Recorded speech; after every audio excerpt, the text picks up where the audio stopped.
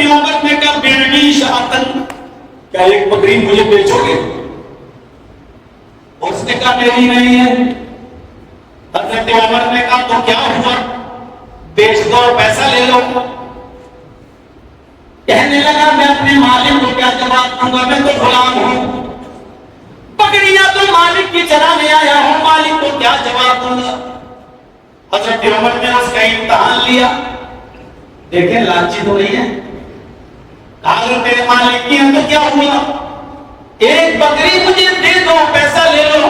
اپنے مالک سے کہہ دینا جنگل میں بکریاں چرا رہا تھا، ایک بکری بھیڑیا کھا گیا، جنگل میں تو بھیڑیا آتے ہی رہتے ہیں، نقصان ہوتا ہی رہتا ہے، کہہ دینا کہ ایک بکریاں بھیڑیا کھا گیا۔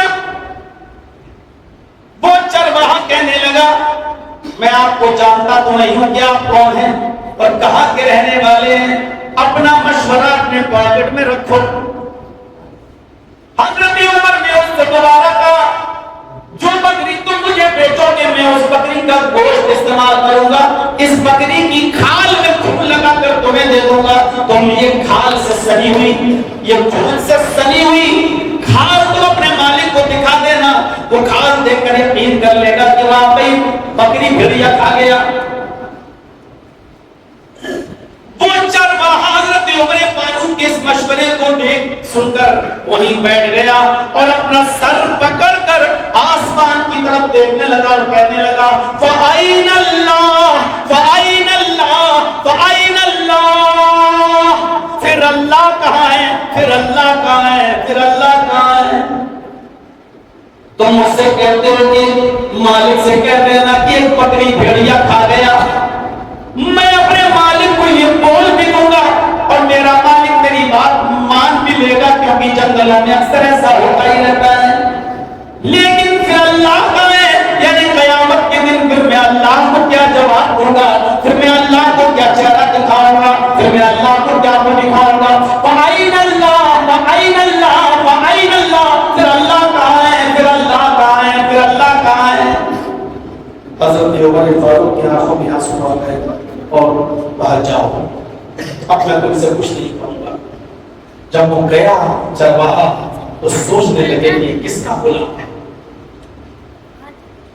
غلام اکھڑے کر بیچارہ اللہ کی عبادت کیسے کرتا ہو، اس کا مالک اس سے رات میں کام کراتا ہوگا تو یہ رات میں بیچارہ اپنے مالک کی غلامی کرتا ہوگا، اس کو تہجد پڑھنے کا موقع نہیں ملتا ہوگا، اس کو نفلی عبادتیں کرنے کا موقع بھی نہیں ملتا ہوگا۔ حضرت عمر اب اس غلام کو آزاد کرنے کی فکر کرنے لگے اور صبح ہوا تو غلام اور مالک دونوں کو دربار خلافت میں بلا لیا اور مالک سے کہا کہ اپنا غلام بیچو گے؟ کہا نہیں۔ کیوں؟ کہا بہت فائدہ دیتا ہے یہ مجھے، ایماندار ہے۔ کہا کہ تم جتنی قیمت مانگو گے اتنا دوں گا، لیکن عمر کو اس غلام کے ساتھ نہیں۔ اس نے دیکھا پیسے کا لالچ تو اس نے جتنا وہ مانگا غلام، حضرت عمر نے اتنا اس کو دے دیا بیت المال سے اور اس غلام کو خرید لیا۔ اب غلام ڈر رہا تھا میں نے بکری نہیں بیچی، کہیں اب یہاں سے غلامی میں تکلیف نہ دے، اب تو میں عمر کا غلام ہو گیا، عمر نے خرید لیا۔ تھوڑی دیر کے بعد نماز کا وقت ہوا، حضرت عمر نے نماز پڑھی، اس غلام نے بھی عمر کے پیچھے نماز پڑھی اور اس نماز کے بعد حضرت عمر نے اس غلام کو آزاد کر دیا، یہ کہتے ہوئے کہ آئے فلاں کے غلام، میں نے تمہیں اپنی غلامی کے لیے نہیں خریدا بلکہ میں نے تمہیں آزاد اس لیے کر دیا کیونکہ تم عمر سے نہیں عمر کے رب سے ڈرتے ہو اور تم کسی کی غلامی میں رہ کر اللہ کی عبادت اتنی نہیں کر پا رہے تھے، میں نے تمہیں آزاد کر دیا، اس کلمے کی وجہ سے تم آزاد ہوئے ہو۔ اگر اسی طریقے سے تم ڈرتے رہے، اللہ کا خوف کھاتے رہے، تو یہی کلمہ قیامت کے دن تمہیں جہنم سے بھی آزادی دلوا دے گا۔ جاؤ میں نے تمہیں آزاد کر دیا، یہ تقویٰ تھا۔ اکیلا تھا غلام، چاہتا تو پیسے کی لالچ میں ایک بکری کو بیچ سکتا تھا، اس کو پیسے کی ضرورت تھی بھی، لیکن اس غلام نے کہا پھر اللہ کہاں ہے، پھر اللہ کہاں ہے، پھر اللہ کہاں ہے۔ یہ تقویٰ جو مالک نہیں دیکھ رہا ہے لیکن غلام کے اندر موجود ہے. یہ تقویٰ جب تک ہماری زندگی میں نہیں آئے گا ہمارے روزے میرے بھائیوں ہمیں خواہ نہیں پہنچائیں گے. اور یہی تقویٰ پیدا کرنے کے لیے اللہ نے رمضان کا مہینہ نازل کیا ہے کہ یہ تقویٰ پیدا ہو جائے ہمارے اور آپ کے. رات کی تاریکی، رات کا اندھیرا. حضرت عمر رات میں گشت کر رہے ہیں، حضرت عمر رات میں گشت کر رہے ہیں اور ایک بوڑھی عورت کی چیخنے کی آواز آتی ہے. دروازے پہ کان لگایا، وہ بڑھیا کہہ رہی ہے بیٹی اٹھو، جلدی اٹھو. بیٹی نے کہا امی کیا بات ہے؟ جلدی اٹھو، دودھ میں پانی ملا لو، صبح کسٹمر دودھ لینے آئیں گے، ابھی پانی ملا لو، یہ رات کا اندھیرا ہے اس وقت کوئی نہیں دیکھ رہا ہے، اٹھو دودھ میں پانی ملا. بیٹی کہتی ہے ماں عمر کا اعلان نکلا ہے، امیر المومنین کا جو دودھ میں پانی ملاتا وہ پکڑا گیا، اس کو سخت سے سخت سزا دی جائے گی. ماں کہتی ہے بیٹی اس وقت عمر کو نہیں دیکھ رہا ہے، رات کا اندھیرا ہے، عمر کو کیا پتا کہ تو نے دودھ میں پانی ملا لیا. اس بیٹی نے جواب دیا ماں عمر کو نہیں پتا تو کیا ہوا ہے، عمر کے رب کو تو پتا ہے کہ ہم دودھ میں پانی ملا رہے ہیں.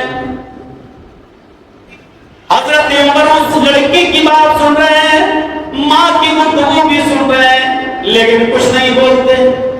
جب لڑکی نے یہ کہا کہ عمر نہیں دیکھ رہا ہے تو کیا ہوا، عمر کا رب تو دیکھ رہا ہے. ماں کہتی ہے تب بیٹھی رہے زندگی بھر ایسی قربانی، تیرے ہاتھ پیلے نہیں ہوں گے، ایسی بیٹھی رہے گی، اب تیری شادی نہیں ہو سکتی.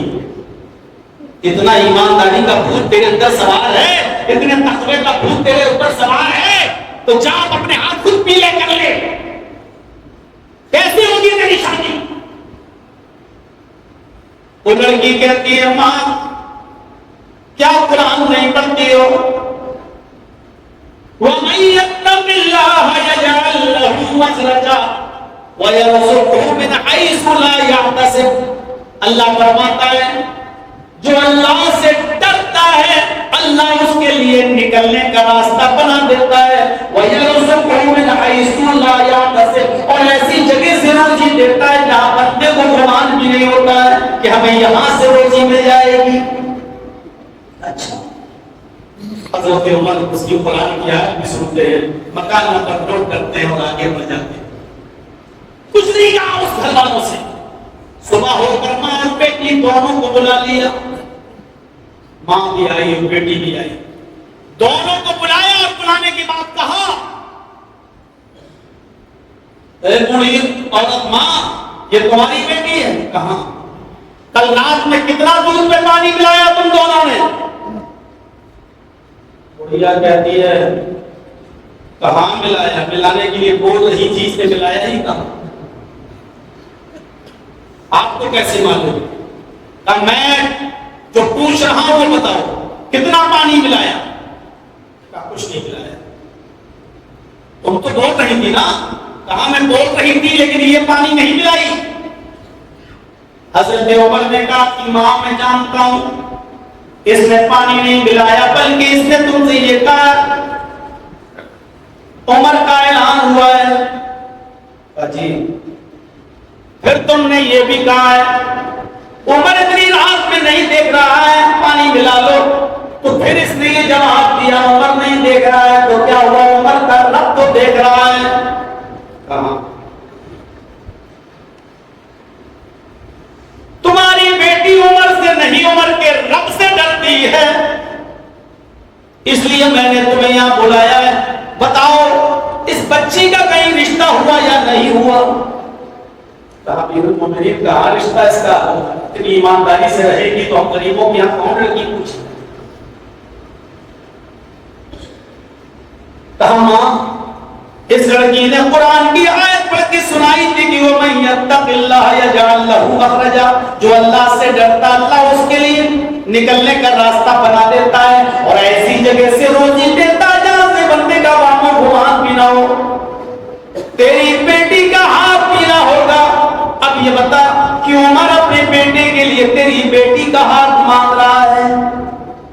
کیا تو اپنی بیٹی عمر کے بیٹے کو دے گی؟ میں اپنے گھر کی بہو بنانا چاہتا ہوں۔ وہ بڑھیا عمر کی طرف دیکھ کر کہتی ہے امیر المومنین اتنا گھٹیا مذاق مجھ سے مت کیجیے، میں جانتی ہوں کہ آپ امیر المومنین ہیں، آپ کی شان و شوکت الگ ہے، ہم جیسے غریبوں کا ایسا مذاق مت اڑائیے۔ حضرت عمر روتے ہوئے کہتے ہیں ماں میں مذاق نہیں کر رہا ہوں، مجھے اپنے گھر کے لیے یہ بہو چاہیے، تیری بیٹی چاہیے، اپنے بیٹے کے لیے چاہیے، اس لیے کہ تیری بیٹی عمر سے نہیں عمر کے رب سے ڈرتی ہے، اگر رب سے ڈرنے والی بیٹی میرے گھر کی بہو بن کر آ جائے تو پورے گھر کو اللہ والی بنا دے گی اور میرے گھر میں برکت ہی برکت ہوگی، اور اپنے بیٹے کے لیے دیندار لڑکی دیکھنے کی بس شادی کرانے کی بس اللہ مجھے بھی بخش دے گا، میں اپنے بیٹے کے لیے تیری بیٹی کا ہاتھ مانگ رہا ہوں۔ اور پھر تاریخ گواہ ہے میرے بھائیو، وہ بڑھیا تیار ہو گئی اور حضرت عمر نے اپنے بیٹے کا نکاح اس لڑکی کے ساتھ کر دیا۔ آپ کے گاؤں میں تو لڑکیاں اس لیے بیٹھی ہوئی ہیں کیونکہ ان کو اچھے لڑکے نہیں مل رہے، اور اچھے لڑکے مل رہے ہیں آپ کے یہاں دیندار، تو آپ کی بیٹی کے اسٹیٹس کے مطابق نہیں ہے، ان کے لیول کے مطابق نہیں ہے، اور اس کا الٹا بھی ہو رہا ہے۔ بہت سے لڑکے اس لیے 25 اور 28 اور 30 سال کے ہو گئے ہیں کیونکہ وہ جتنا مال چاہتے ہیں ان کو اتنا مال نہیں ملتا۔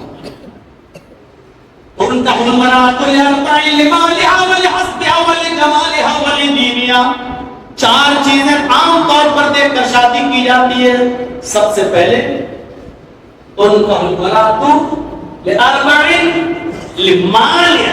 سب سے پہلے اللہ کے رسول نے کا سب سے پہلی صفت مال دیکھنے والے ہوں گے۔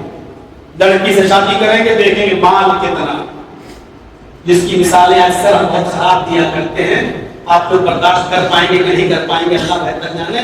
بہار بنگال اور جھارکھنڈ کے لوگ تو برداشت کر رہے ہیں۔ یہ صفت ہوتی ہے کتے کی، وہ اس دروازے پر جاتا ہے جہاں اس کو معلوم ہے کہ ہڈیاں ہمیں سب سے زیادہ ملیں گی۔ جس کو زیادہ ہڈیوں کا لالچ ہوتا ہے وہ اس دروازے پر جاتا ہے، اسی کے سامنے تو ملاتا ہے۔ تو کچھ ایسے کتا صفت لوگ ہیں جو یہ دیکھنا چاہتے ہیں کہ ہمیں کتنا مال ملے گا ہمارے بیٹے کی شادی۔ وَلِحَسْبِهَا، دوسری چیز ہوتی ہے حسب و نسب، اسٹیٹس۔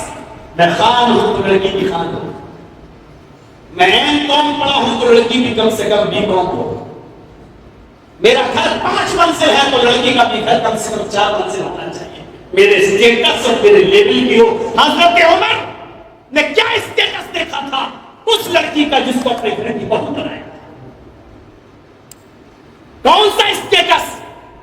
22 لاکھ مربع میل پر حکومت کرنے والی شخصیت، 22 لاکھ مربع میل پر۔ آج اردن، الجزائر، عراق، ایران، مصر، شام، سیریا، الجزائر، آذربائیجان، یہ سب الگ الگ کنٹری ہیں، الگ الگ ملک، یہ پہلے سب ایک تھے، ایک، اور ان سب کی اوپر حکومت کی حضرت عمر کی۔ 22 لاکھ مربع میل پر حکومت کرنے والی شخصیت، اس نے اپنے بیٹے کے لیے اسٹیٹس نہیں دیکھا کہ ہم بھی کسی دوسرے علاقے کے راجا مہاراجا کی، بادشاہ کی یا امیر کی بیٹی سے شادی کریں گے، کوئی اسٹیٹس نہیں دیکھا۔ بولے حسب بولے جمالہا، اور تیسری چیز دیکھی جاتی ہے خوبصورتی، چاہے خود لنگور ہو لیکن لڑکی حور چاہیے، خود پٹیچر حال ہو لیکن لڑکی پیسے والی بھی ہو اور خوبصورت بھی، خود جھونپڑی میں رہتے ہو لیکن لڑکی محل میں رہنے والی ہو، اور خوبصورتی میں وہ آج کل کی ماڈرن زمانے کی ہیروئنوں کو فیل کر رہی ہے۔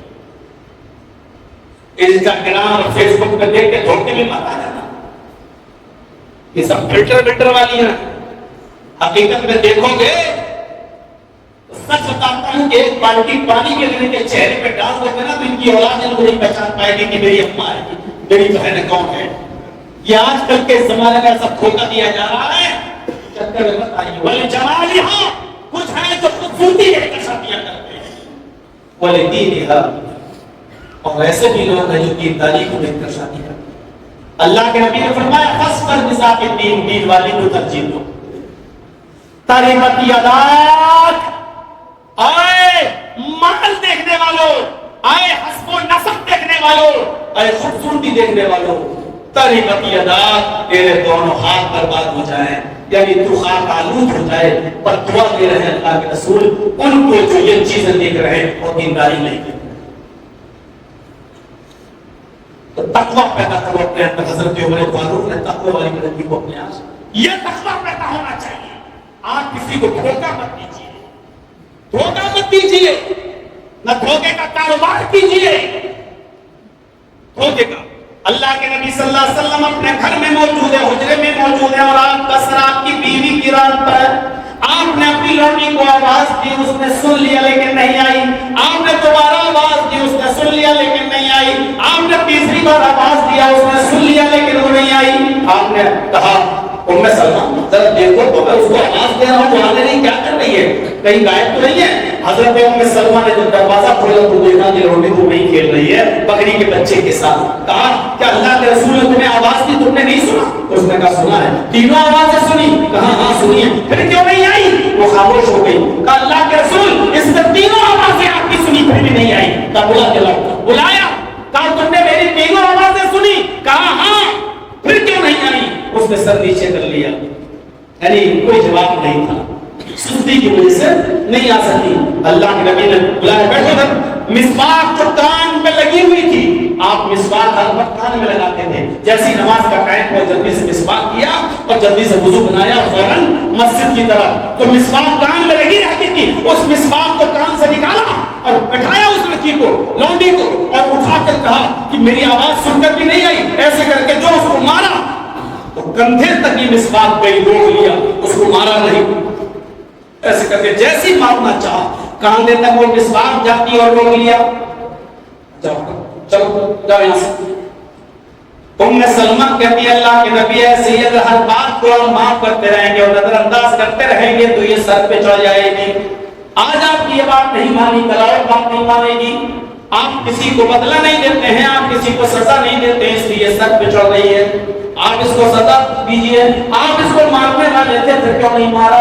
اللہ کے نبی فرماتے ہیں اے ام سلمہ میں نے مارنے کے لیے مسواک نکالی اور اس کی پیٹھ تک لے گیا، میرا دل چاہ رہا تھا کہ ایک دو مسواک اس کو مار دوں، ایک تو مسواک اس کی پیٹھ پر مار دوں، لیکن جیسی وہ مسواک اس کی پیٹھ تک گئی میں نے روک لیا سوچ کر کہیں اس کی غلطی سے بڑھ کر میری دی ہوئی سزا نہ ہو جائے، میری سزا اس کی غلطی سے زیادہ نہ ہو جائے، کہیں ایسا نہ ہو کہ میں اس کو مار دوں یہ اس کی غلطی سے زیادہ ہو، اور قیامت کے دن یہ میرا مقدمہ اللہ کے دربار میں پیش کرتے اور مجھے بھی جواب کے لیے کھڑا ہونا پڑے۔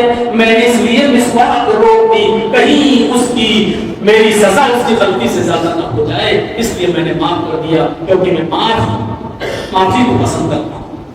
یہ اس نبی کا حال ہے جو جنتی ہے، یہ اس نبی کا حال ہے جو جنت کا دروازہ سب سے پہلے کھٹکھٹائے گا، یہ اس نبی کا حال ہے جس کے لیے مقام محمود بن کر بنا کر تیار کیا گیا ہے، یہ اس نبی کا حال ہے تقوی کا کہ اس لیے میں نے اس کو نہیں مارا کہ کہیں میری سزا اس کی غلطی سے زیادہ نہ ہو جائے اور قیامت کے دن یہ مجھ سے حساب و کتاب میں سوال جواب نہ ہو جائے اور اللہ کے دربار میں کھڑا نہ ہو جاؤں۔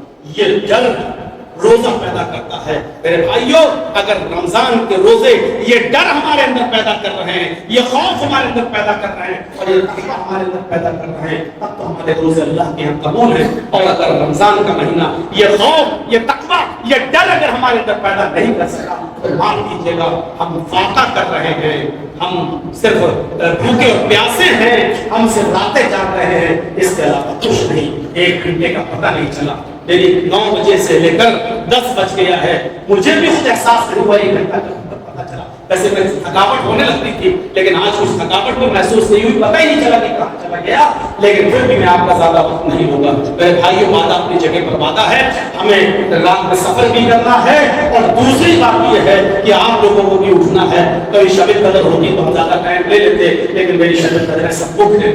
21वीं शब कदर मेरी जयदारों में राजस्थान में है, और 23 और 25 हमारी कर्नाटक में है बीजापुर, और 27वीं शब कदर मेरी बम्बई के सोनापुर मंडोर में है, और आखिरी शब कदर मैं अपने शहर इलाका में रहता हूँ, और वहीं पर मैं 3 माह की पढ़ाता हूँ। तो ये सब कुछ है, इसलिए मैंने टाइम का मना कर दिया था कि नहीं दे पाऊंगा। लखनऊ है करीब में, जब भी आप याद करेंगे इंशाअल्लाह मैं आता रहूंगा। अल्लाह से दुआ करता हूँ हमारी खताओं को माफ फरमाए, हमारे रोजों के अंदर जो तकवा पैदा करने के लिए आया वो तकवा हमारे अंदर पैदा फरमा दे। इलाहुल आलमीन, हम तुझसे दुआ करते हैं कि जब तक तो हमें जिंदा रखना, इस्लाम को जिंदा रखना, और जब हमारा खात्मा हो ईमान का खात्मा फरमाना।